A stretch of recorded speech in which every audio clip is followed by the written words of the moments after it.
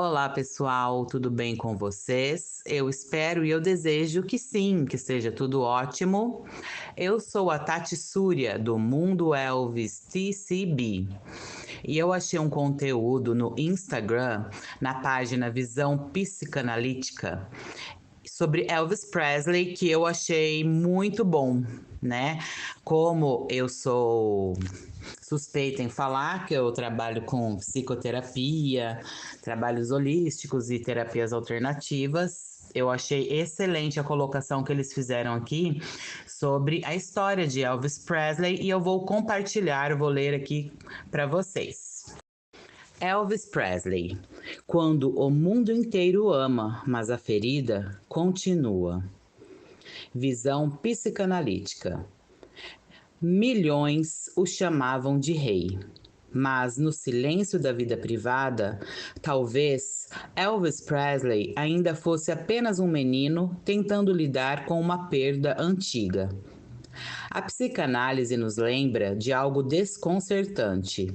Fama, dinheiro e aplausos não curam certas feridas. Algumas continuam ali, silenciosas.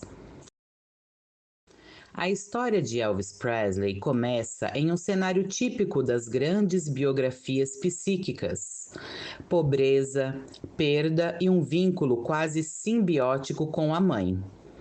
Nascido em Tupelo, Mississippi, ele cresceu profundamente ligado a Gladys, a figura que lhe oferecia proteção em um mundo instável. Na psicanálise, quando a relação com a mãe ocupa um lugar tão central, o amor recebido se torna ao mesmo tempo abrigo e medida para todos os vínculos futuros. O problema é que nenhum outro amor consegue ocupar exatamente o mesmo espaço. Muitas trajetórias emocionais passam então a girar em torno dessa busca impossível de repetir o primeiro vínculo. Quando Elvis se torna um fenômeno mundial nos anos 50, algo curioso acontece do ponto de vista psíquico. O menino tímido que cresceu inseguro passa a ser amado por milhões. Palcos lotados, gritos histéricos, multidões implorando por sua presença.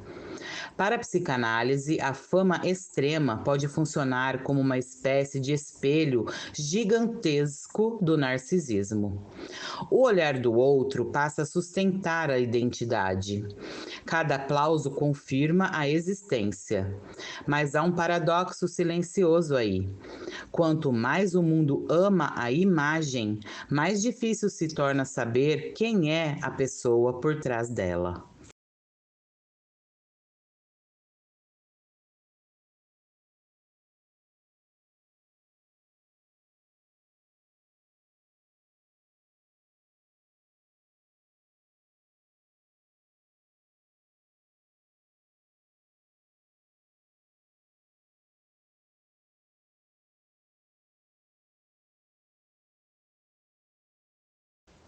A morte da mãe em 1958 marca um ponto de ruptura na sua história emocional.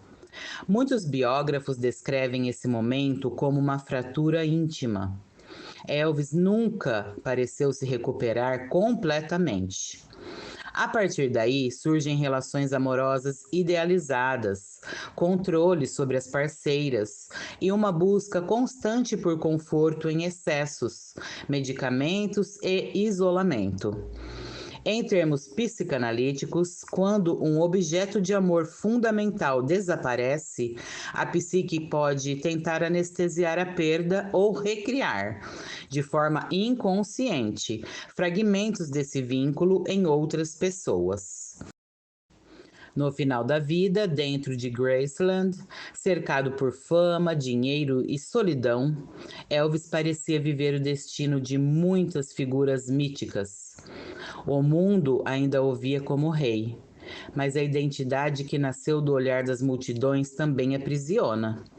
A psicanálise observa um detalhe inquietante nesse tipo de história. Às vezes, a pessoa se torna tão grande para o imaginário coletivo que já não sobra espaço para existir como um sujeito comum. E então acontece algo quase trágico. O ídolo continua vivo para todos, enquanto o homem por dentro vai desaparecendo em silêncio.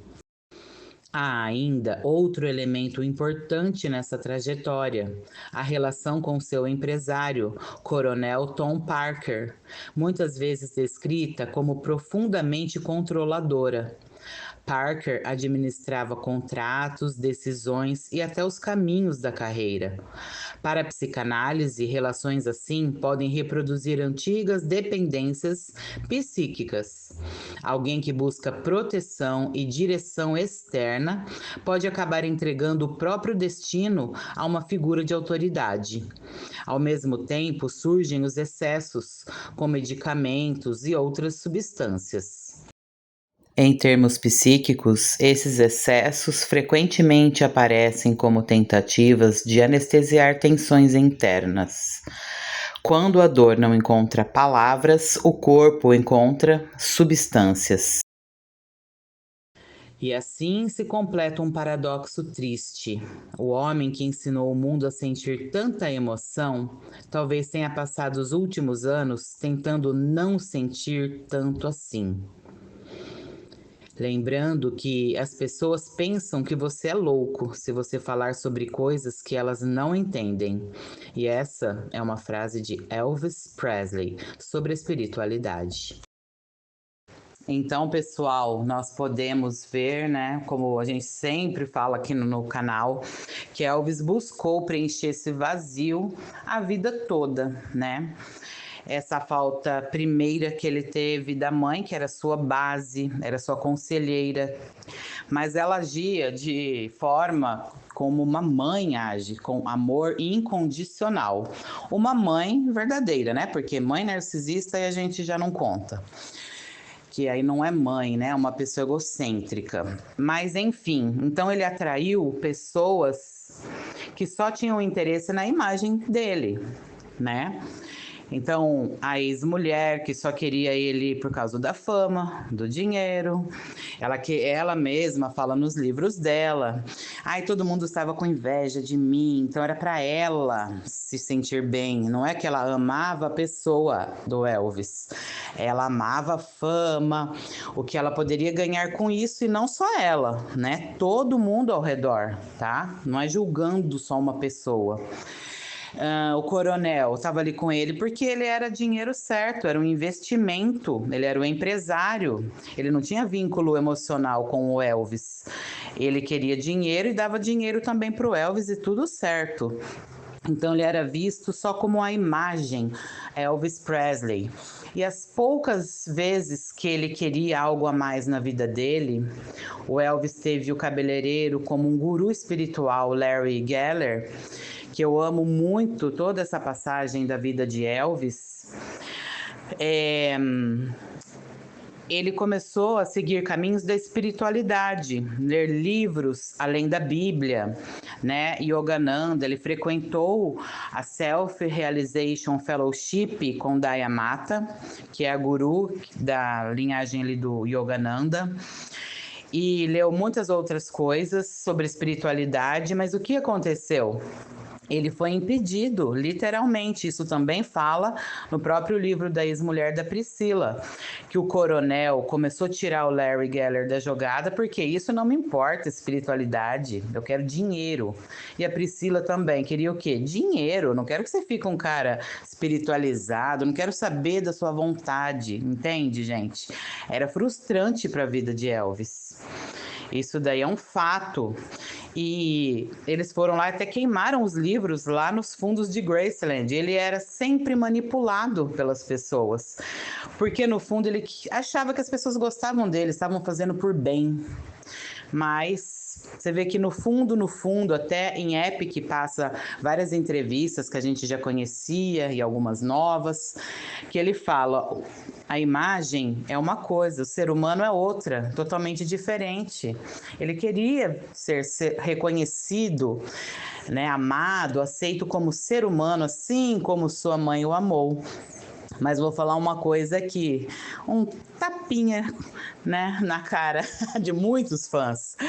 Os fãs que se acham fãs geralmente não gostam da pessoa de Elvis também, nem se importam com a história dele. Só querem saber dos discos, das músicas, se tá vendendo bem. É nesse ramo. Então, é só a figura pública mesmo que eles gostam. Elvis Presley sobre o rei do rock ali. Não a pessoa Elvis. Né? A gente vê toda a humildade que ele tinha, aquele coração puro, as manipulações que ele sofreu.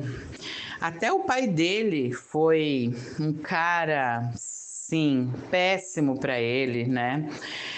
Fazia vista grossa em todo o sofrimento que ele estava passando, ele se sacrificava para atender as demandas, né? O que o coronel falasse, o que precisava. Foi trágico porque ninguém reconheceu ele como pessoa, somente como astro. E era isso que eu queria falar. Então, achei muito interessante essa colocação psicanalítica porque foi bem perfeita. E triste.